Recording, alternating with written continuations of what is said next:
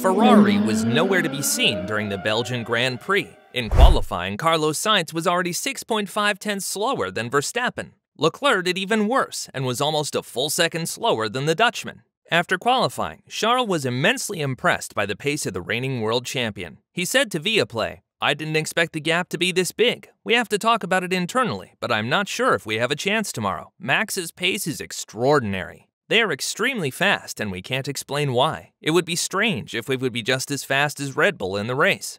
Leclerc's fears became reality as Red Bull achieved one of the most dominating 1-2 finishes we have seen in a while. Even worse was Charles' brake problems due to a tear-off of Verstappen, which also affected the speed limiter sensor later on in the race. This not only caused an extra pit stop in the beginning of the race, but was the main reason why Leclerc went over the allowed pit speed limit and got a 5-second penalty later on in the race, which set him back behind Alonso. Verstappen has currently a 98-point lead over Leclerc. The point deficit equals almost 4 race wins, and with just 8 races to go, things are looking good for Red Bull and Verstappen. But there is more. The Belgian Grand Prix was the first race where the new technical directive was enforced. George Russell said after the Hungarian Grand Prix that both Ferrari and Red Bull found ways around the floor regulations.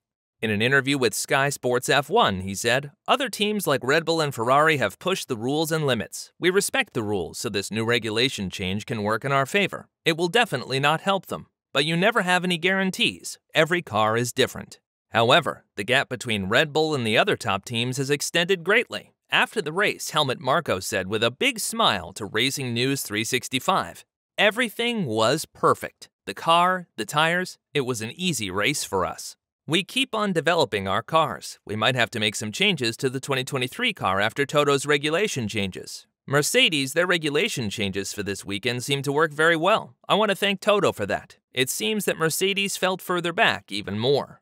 After the race, Matteo Binotto was staggered by the pace difference and now starts to blame Red Bull's development pace after multiple failing races. "We could never afford to develop a new chassis in season because of the budget cap. I am very surprised other teams are capable of doing that. I'm questioning whether the budget limits are monitored enough. Few people of the FIA look at it. But there is more bad news for Ferrari as Red Bull just revealed what else they are working on. What other updates did Red Bull announce? How can they afford such a rapid development rate? How was Red Bull affected by the technical directive? And will Ferrari be able to close the gap this season? Let's find out. Previously to the weekend, Ferrari already expected Spa to suit the RB18 better than their own car. This due to the long straights and high-speed corners Red Bull has been excelling in this year. However, what has been interesting to see this weekend is that Red Bull managed to increase their levels of mechanical grip and unexpectedly had the upper hand in the slow and medium-speed corners in the Belgian Grand Prix. In an analysis performed by F1 correspondent Lawrence Barretto, he showed that Ferrari lost over 2 tenths in the slow corners and over 4 tenths in the medium corners. This is interesting as Ferrari opted for a higher downforce package to gain time in Sector 2. So how did Red Bull manage to improve their downforce levels so much? Mechanical grip is the grip of a car caused by the tires and suspension only and is crucial in slow-speed corners. To improve mechanical grip, teams can soften the springs, lower the roll center, and potentially even reposition the engine in the car to improve mass placement. However, top designer Adrian Newey came up with something exceptional once more during the Belgian Grand Prix. They introduced an upgrade to their rear suspension, where the shape of the cover around the lowest wishbone was adjusted. Furthermore, Red Bull introduced multiple upgrades which improved airflow to better control engine, brake, and tire temperatures. The combination of these upgrades significantly improved traction and overall grip in and out of the corners. So is Red Bull finally done upgrading their car? Helmut Marko already said that they keep on developing the car and that more upgrades are coming. Racing News 365 mentioned that Red Bull has 2 big upgrades upcoming, where the side pods as well as the top part of the chassis will see an update. But the most crucial development that even Matteo Binotto, team boss of Ferrari, talks about is the introduction of a new low-weight class.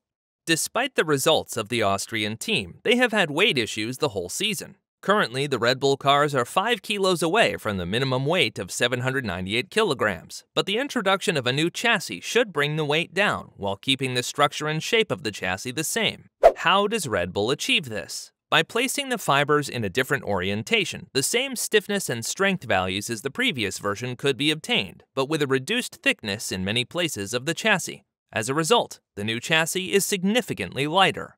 At its core is a thorough and exhaustive analysis through the use of finite elements tools with software that virtually evaluates the stresses by dividing the body into several sections. This makes it possible to simulate the resistance of the structure and its stiffness as the structure varies. The focus here is on the orientation of the fibers of the different carbon layers. Although the solution is unique and exceptional, teams like Mercedes and Ferrari raise their eyebrows and wonder how Red Bull manages to invest $6 million in producing a new chassis while working with a $144 million budget cap. So how can Red Bull afford to have such a fast and intense development rate?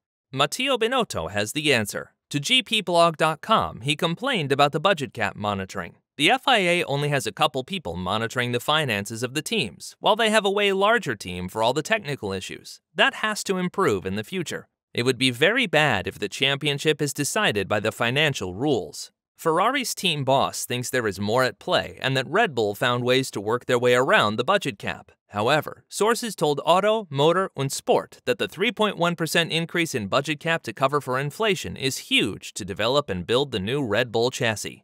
Although there are no rules as to what the extra budget needs to be spent on, it does go against what the extra $4 million are meant for. Nonetheless, it would still be an astonishing achievement, as Red Bull already introduced 3 large upgrade packages this season, and many more minor ones. So what effect did the new technical directive have? Teams had the hope that Ferrari and Red Bull would be negatively affected by the new technical directive that would strictly measure the flexibility of the floors and porpoising levels. After the qualifying session of the Belgian Grand Prix, where Verstappen was 1.8 seconds quicker to the closest Mercedes and over 0.6 to the nearest Ferrari, the Dutchman said, "The technical directive was really bad for us." Just kidding. As I said before, I didn't expect it to be of a major influence for our car. If it is for Ferrari, I don't know. What has been great this year is that we are fast on the straights, but also fast in the corners. The Red Bull looked incredibly stable on the straights, whereas Ferrari bounced significantly more. After qualifying, Ferrari was asked whether the new technical directive negatively affected their car. The Italian team quickly denied this, but Car, Motor und Sport said that Ferrari needed to increase their car height to comply with the new porpoising rules. Ferrari was quick to deny this, but we can't forget the extreme pace difference. So will Ferrari have a reasonable chance to fight back? It became once more clear at the Belgian Grand Prix that Ferrari opted for a different upgrade philosophy than Red Bull. Whereas most teams try to bring as many upgrades as they can, Ferrari tries to maximize their current car package before bringing anything new. Their last massive upgrade came in Silverstone. In Hungary, they didn't bring any update, whereas at Spa, they introduced a new low downforce rear wing. Before the summer break, experts would have said that the Dutch Grand Prix is the ideal track for Ferrari. But the lack of car development in comparison to Red Bull's upgrade schedule make many wonder whether Ferrari has any chance at the Dutch Grand Prix.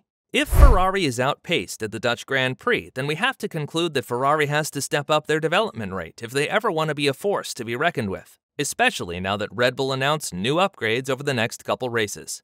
Do you think Ferrari will come back this season? Let me know in the comment section below.